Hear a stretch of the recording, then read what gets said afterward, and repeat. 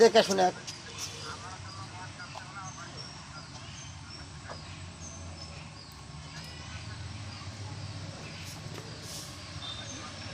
হ্যাঁ তার মানে আপনি শেয়ার লয়।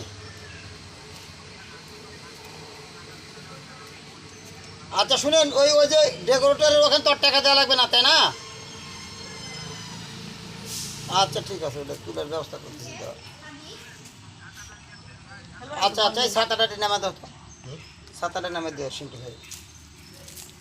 ওই রুপিগুলো কোলে গাড়িতে নেওয়া দিন।